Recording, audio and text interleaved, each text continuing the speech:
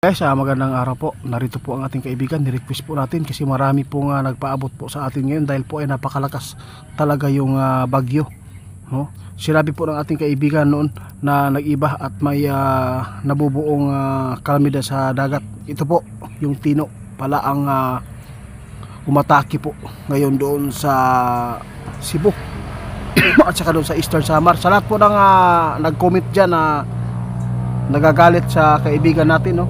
Sabi po nila puro na lang daw bad news ang ipinapaabot kasi wala po tayo nakikitang good news dito, guys, eh.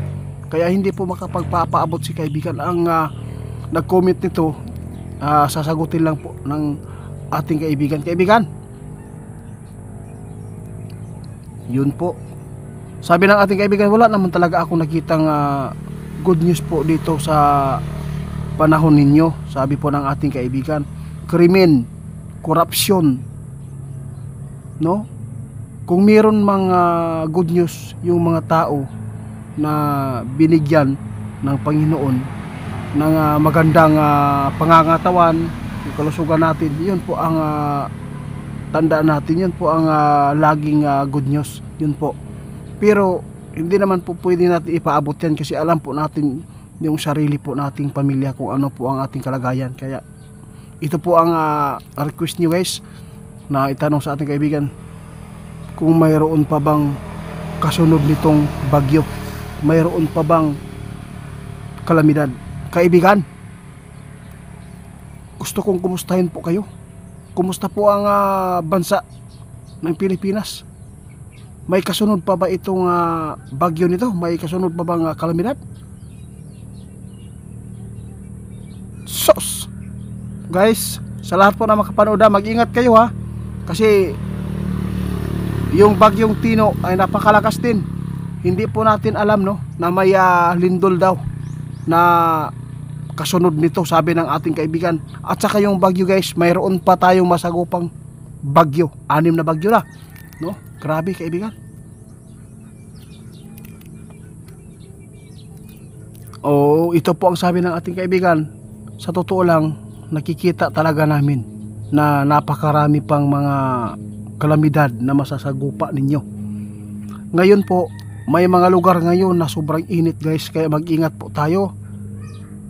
Doon sa Cebu, tinamaan po ng malakas na lindol at saka yung bagyo. Ang nakakatakot dito, sinabi ng ating kaibigan, mag-ingat kayo dahil mayroong pang lindol. Diyos ko, kaibigan, ano naman to, kaibigan? Oo nga, ma'am. Ma'am Michelle, kung galit man po kayo sa ibinabalita ng ating kaibigan, pwede naman pong hindi po kayo manood muna dito. Doon na lang po kayo manood sa mga good news na balita, ha.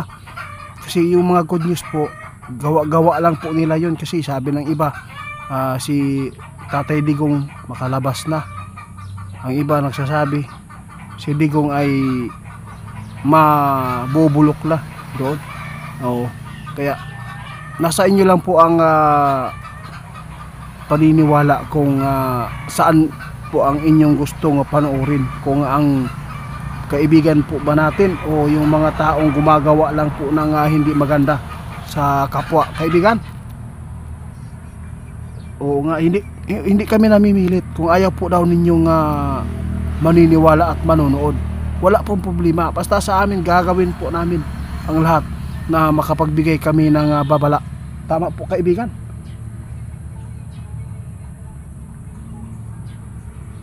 Ito ang sabi ng ating kaibigan ngayon, ha. Sa lahat po na nagre-request po sa amin, mag-ingat kayo sa kasunod na kalamidad, ha. Dalawa po ang kalamidad na nakikita ng ating kaibigan. May susunod na bagyo, may papasok na lindol. Sos! Grabe. Pasensya na. Bad news yun, eh, kaibigan. Bad news yun. Wala naman po talagang maihatid ang ating kaibigan, guys, ng good news. Kasi napakarami pa na nakikita ng ating kaibigan. Huwag po kayong magtaka, mga kaibigan. Guys, huwag kayong magtaka kung bakit ganito po ang ating life ngayon. Kasi sa sobrang sama ng mga tao na nagpapatuloy sa kasalanan, Kaya ito po ang disiplina ng mga tao. Doon na talaga tumatawag ang tao kapag nasa problema, nasa kalamidad, nasa gipit ng kahirapan. Yun, huwag po ninyong tanggapin lahat ang puro na lang kaligayahan. No, tanggapin din po natin kung ano man po ang disiplina sa atin. Kaya pasensya na po kung ganito po ang napaabot ng ating kaibigan.